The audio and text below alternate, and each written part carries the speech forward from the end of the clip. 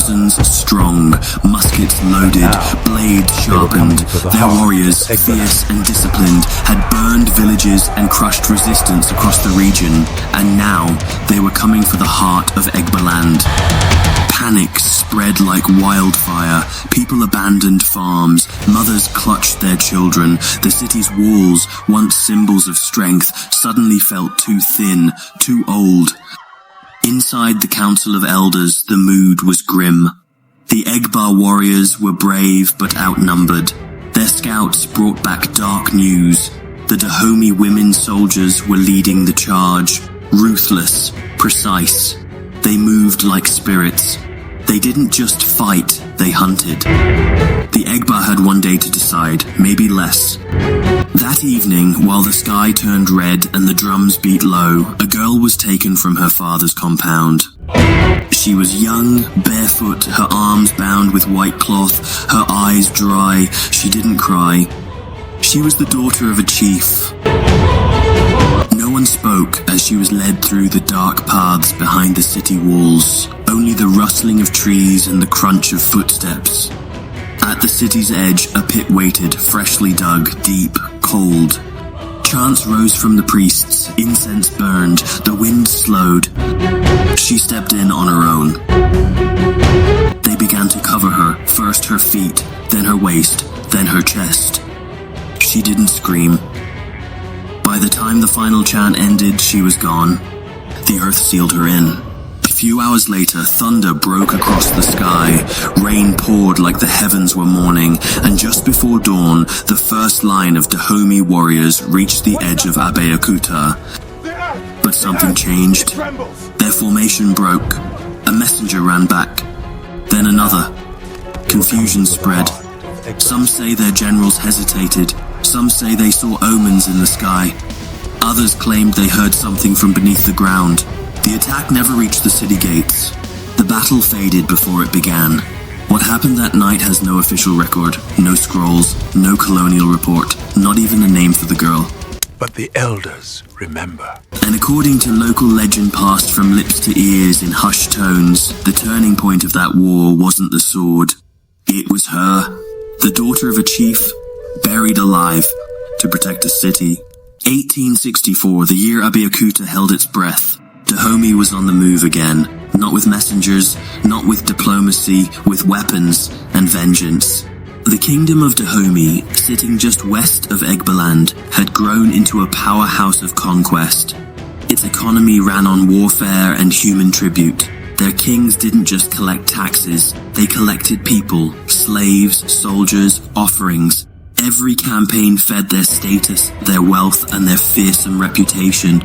And their most terrifying force, the Agojie, the female warriors, trained from childhood, conditioned to kill without hesitation. They climbed trees with machetes in their mouths. They decapitated prisoners as a test of readiness. They obeyed no one but the king. By 1864, Dahomey's ruler, King Lele, had inherited more than a throne. He inherited a score to settle. His father, Gezo, had led a full-scale invasion of Abeokuta back in 1851. That campaign ended in defeat. Abeokuta's warriors had fought like lions. The rocky terrain favored them, and the walls, thick, stubborn, ancient, had refused to fall. Lele wasn't going to repeat history. He was going to rewrite it. He ordered a massive military push eastward, not just a raid, a full invasion. His army marched in phases, torch by torch, village by village. Survivors ran ahead with stories of slaughter, of fire, of screams. Inside Abeokuta, the panic started small, then spread. Farmers fled their lands, hunters returned early, traders vanished from the roads. The Egba weren't new to war. Their city had been built by refugees, forged through struggle. Different clans, Ake, Owu, Gbagura, Oke Onahad, united under a banner of survival. But this was different. The Council of Elders summoned war priests and commanders. British missionaries in the region warned of the invasion, but offered no help. Abeokuta stood alone. Weapon caches were opened. Young boys were sent to grind powder. Women prepared food for fighters. Messengers ran between compounds. Every corner of the city buzzed like a hive before the storm. They remembered 1851. They knew what Dahomey could do, and they knew what would happen if the walls fell. Capture, slavery, destruction. As the Dahomey forces closed in, the Egba prepared for war on two fronts, physical and spiritual. Shrines were visited, ancestors were invoked, offerings were made, and quietly, away from public eyes, a decision was made.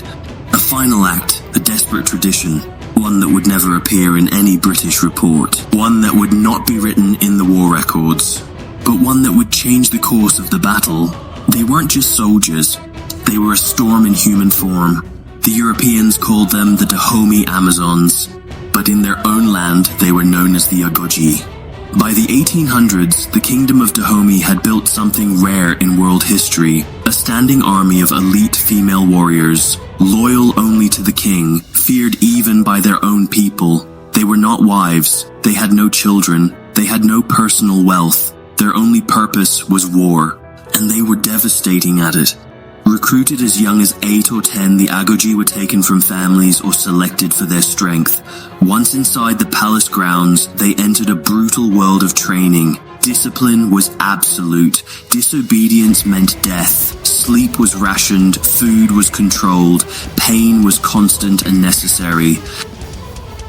They trained to fight hand to hand. They learned to fire muskets, scale walls, and ambush enemies in the thickest bush. They climbed trees with blades in their mouths. They marched barefoot for miles, and when their king commanded them to kill, they didn't hesitate.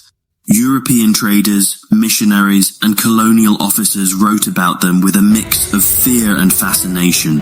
One French officer in the 1880s said, "They are stronger than any man. They decapitate prisoners like chickens."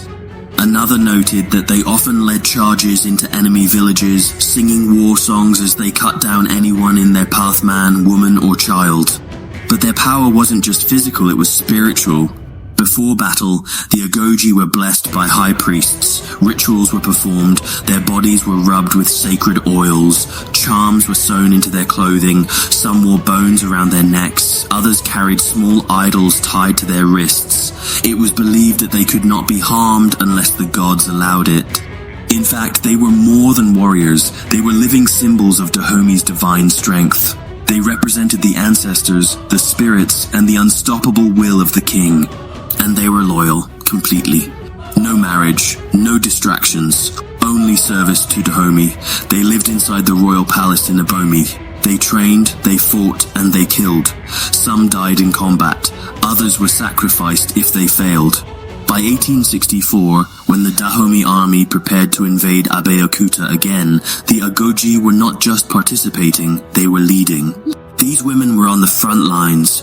They moved with terrifying coordination, slicing through bush paths, launching sudden attacks, disappearing into the trees. Survivors from earlier battles spoke of their cold eyes, their silence before the kill, the way they chanted as they marched.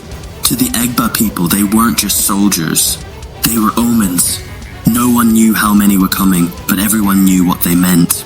Death, speed, judgment. And they were now only days away from Abeokuta's gates. To understand why Abeokuta refused to fall, you have to understand the Egba. They weren't just a people, they were a survival story. In the early 1800s, the old Oyo Empire collapsed under war and chaos. Slave raiders and invaders scattered the Yoruba people. From that collapse, the Egba emerged clans of warriors, farmers, and priests who fled southward and built something new beneath the rocky hills. They didn't find peace, they carved it. The city they founded, Abeokuta, meaning under the rock, wasn't just a home, it was a fortress. Massive stone ridges wrapped around their settlements like the arms of ancestors. It was defensive by nature, spiritual by design. Every hill had meaning, every shrine had power. The Egba were not a single tribe, they were a union of 4 powerful divisions. Ake, Owu, Gubagura, and Okeona. Each had its own chiefs, warriors, customs, but when war came, they stood as one. Their ruling council wasn't a monarchy, it was a mix of elders, warriors, spiritual leaders, and the powerful Alaki, the paramount chief of the Ake people, who led through consensus and respect. Below him were war generals like Sodaki, brilliant tacticians with deep knowledge of the terrain and the people. Egba society was fiercely organized. Compounds were tight-knit, ruled by family heads. Women held real power in commerce and religion. The Market Women's Guild could influence policy, and the Ogboni society mystic elders with spiritual authority had the final say in matters that touched life and death. In Abeokuta, no decision was made lightly, and no war was entered blindly. The Dahomey threat wasn't new, but this time it felt different. Bigger, closer, more final. Inside the city walls, the mood was electric. Children were rushed into shelters. Blacksmiths worked through the night forging tools and weapons. Hunters from the forest returned early, bringing herbs and charms for protection. Every warrior tied cloth around their waist symbols of courage and clan. In the compounds, mothers prayed over sons, fathers sharpened swords, priests offered kola nuts to the spirits, elders gathered under moonlight, their faces lit by fire, debating what the ancestors would demand this time. For the Egba, surrender was not an option, not because of pride, but because they knew what Dahomey would do. They had seen villages taken, they had seen their own people sold, women vanished, men butchered, shrines burned, names erased. To lose this battle was to lose their future. So they chose defiance. They chose resistance, even if it meant sacrificing everything. The city's walls weren't just physical, they were spiritual. The gods of the land had protected them before. But now, the people knew that protection might require something more. And deep within Abeokuta, among the whispers of old men and the silent nods of war priests, an ancient idea began to surface. If this was to be their last stand, then let it be one the spirits could not ignore. March 1864. The war finally reached Abeokuta's doorstep. At first, it was the scouts who confirmed it, dust clouds in the distance, movement in the forest, then the rhythmic sound of war drums. The Dahomey army had arrived.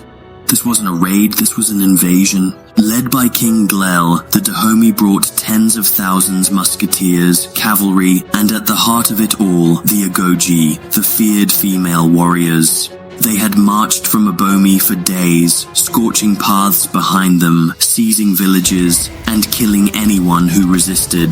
But Abeokuta was ready. The Egba had learned from 1851. They had reinforced their stone walls. Trenches had been dug, lookout towers raised, and every quarter Ake, Owu, Bagura, Okeona had rallied its warriors. Early in the morning, the first exchange began. The Dahomey vanguard opened fire from the trees. Muskets cracked. Smoke filled the air. The Egba replied with return volleys, using every bit of ammunition they had stored, some from local blacksmiths, others smuggled from British allies. As the smoke thickened, the Agojie charged. They moved in coordinated waves, cutlasses drawn, roaring their chants. Some tried to scale the walls, others tried to break the city's gates. They clashed directly with Egba warriors at narrow choke points, fighting hand to hand, blade to blade. The battle stretched from the Itoku Gate to the Ogun riverbanks. Blood coated the ground, corpses piled in alleyways. Both sides fought with relentless fury. But Abeokuta had one key advantage terrain. The city was surrounded by natural rock formations. Narrow paths forced the Dahomey troops into tight spaces where they couldn't use their full numbers. The defenders took full advantage, launching ambushes and rainfire from rooftops. By midday, it was clear the battle wasn't going according to Dahomey's plan. Their flanks were being slowed. Ammunition was dwindling, and the Egba warriors refused to break. Every compound became a mini fortress. Hunters used poisoned arrows. Women hauled boiling water to drop on intruders. Children carried powder and food between fighters. Then came the turning point, the storm. Late in the afternoon, the sky darkened. Rain began to fall fast, heavy, unforgiving. Gunpowder spoiled. Muskets misfired. Visibility dropped. The battlefield turned into a mudslide. Soldiers on both sides slipped, fell, got trapped. The Dahomey began to falter. Their commanders regrouped. Some flanks collapsed. Others simply couldn't advance through the mess of water, stone, and resistance. By sundown, the signal was given. The Dahomey army began to retreat. Not in complete defeat, but in frustration. Their objectives failed, their losses heavy, the city walls still standing. Abeokuta had survived again. There was no celebration that night, only silence. Smoke lingered, fires burned, bodies were gathered. But in every compound, there was one unshakable truth. The city had not fallen. For Dahomey, this would be the final attempt to take Abeokuta by force. They never launched another full-scale invasion again. Their pride was bruised, their myth of invincibility shattered. For the Egba, the cost was high, but the message was clear. With unity, strategy, and the grit of a people who refused to be conquered, they had defended their land once more. No magic, no myth, just blood, stone, and survival. By nightfall, the gunfire had stopped. The Dahomey forces pulled back into the forest, exhausted, wounded, and shaken. The battle for Abeokuta was over. It was not just a military loss for Dahomey, it was a spiritual and political defeat. They had failed once again to conquer the rocky fortress. Their pride was wounded, their myth of invincibility shattered. Dahomey would never return to Abeokuta with such force again. In the years that followed, the Egba gained even greater respect among neighboring Yoruba groups. British missionaries and merchants increased their presence, tightening trade ties, but also laying the groundwork for future political interference. For the moment, though, Abeokuta remained untouched, independent, unconquered, a city that had faced death and sent it back into the bush.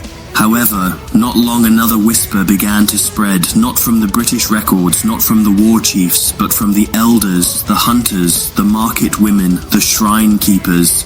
They spoke of a girl, a young woman, unknown to outsiders, but known to the land. Some said she was the daughter of a powerful chief chosen by the oracle during a secret meeting before the battle. Others claimed she was a priestess, born under a cursed star, raised for one purpose, to become an offering. They say the elders waited until the night before the final attack. When the drums had stopped and the city held its breath, they gathered by firelight, faces wrapped in cloth, and led her quietly out of the compound. No procession, no ceremony, just a shovel, some prayers, and a pit dug deep into the city's edge. She went willingly. The story says she didn't cry, that her hands were wrapped in white cloth, that she looked the war priest in the eyes and said, "If my blood will hold this city, let it spill." Some versions say she was buried alive, others say her spirit left before the earth touched her skin. Either way, the result was the same. The sky changed, the rain came, the enemy faltered. It was never recorded in the colonial reports. The missionaries said nothing about it. The Egba war logs listed only generals and casualty numbers. But in the back streets of Abeokuta, in the courtyards and moonlit gatherings, the tale survived. It became more than memory. It became a myth wrapped in truth. Ask the elders today, and some will still lean in close, lower their voice and say, "That girl saved us. Not the gun, not the wall, her." Whether it happened exactly as told, no one can say. But the belief has weight, real weight. And sometimes belief is more dangerous than fact. Because what this story carries isn't just shock. It carries honor, sacrifice. The idea that when all else fails, walls, bullets, treaties, a people can still offer their blood to protect their future. And maybe, just maybe, that's what Abeokuta really buried that night. Not a girl, but fear. Please subscribe to African History Spot for more intense history like this. See you soon!